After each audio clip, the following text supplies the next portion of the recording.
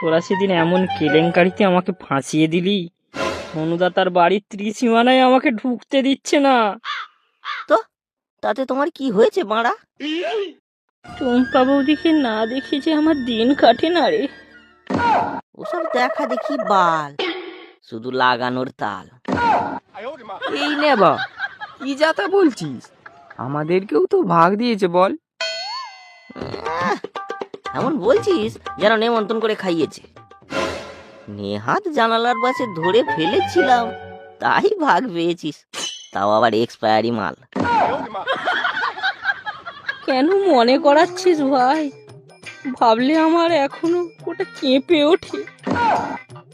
ওই জানালা স্টাইল দেখাতে গিয়ে টুম্পা বৌদির ঘরের দরজা আমার কাছে বন্ধ হয়ে গেল। কাঁদিস না ভাই, কাঁদিস না, তোরটা একটু শান্ত কর। ওই সোনুর বাচ্চাটাকে আমি দেখে নেবো। আমাকে দেখলে এখনো বাঁশ নিয়ে তাড়া করে, জানি। খোকা, আমার মাথায় একটা বুদ্ধি এসেছে। সোনু তোর মাল কেড়েছে, তুই সোনুর মাল কেড়ে নে। হ্যাঁ, সোনুর মাল? কেন রে, দুঃখে সব ভুলে গেলিস? আরে সোনা বৌদি রে, সোনা বৌদি। উফ, আহ, একেবারে মিষ্টি গুড়। ওহ, কি মনে করালি ভাই। সামনে পেলে একবারে চুষে খাই। এ তো একবারে পুরানো কালো গুড়। এই তো জোশ ফিরে এসেছে। ওরে শালা, এত তাড়াতাড়ি টুম্পা বৌদির গুড় ছেড়ে সোনা বৌদির গুড়ে মজে গেলি?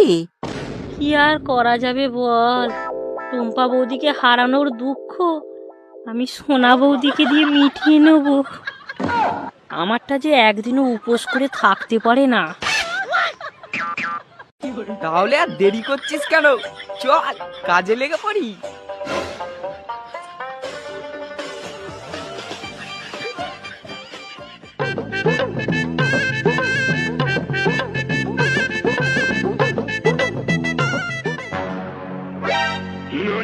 ইরে ভগা, গুড়ে তো মাছি একেবারে ভন ভন করছে। আর ছাড় তো, এতদিনের এক্সপিরিয়েন্সের তো একটা দাম আছে নাকি? মাছি কি করে তাড়াতে হয় তা আমার জানা আছে। চল, এই পুরানো সিনেমা দেখে আর লাভ নেই, বাড়ি চল।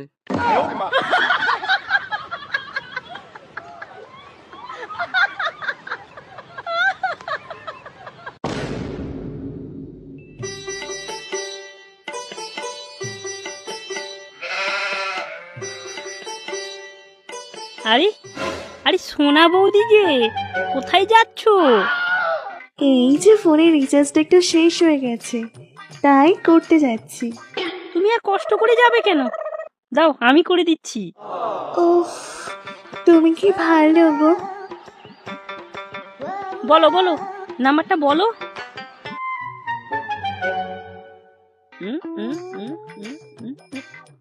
নাও, তোমার রিচার্জ হয়ে গেছে। এই নাও টাকা। আরে না না, তোমার কাছ থেকে আমি টাকা নেব? তোমার হাতটা কি নরম গো বৌদি, ছাড়তেই ইচ্ছা করছে না। মনে হয় যেন ধরেই থাকি। ধর, যা তা সব বাজে কথা। না গো, সত্যি বলছি, এরকম নরম হাত আমি আগে কখনো ধরিনি। তাই দেখো, আবার নরম জিনিস ধরে তোমার ওটা না আবার শক্ত হয়ে যায়। এখন আমি আসি, ঘরে অনেক কাজ পড়ে আছে।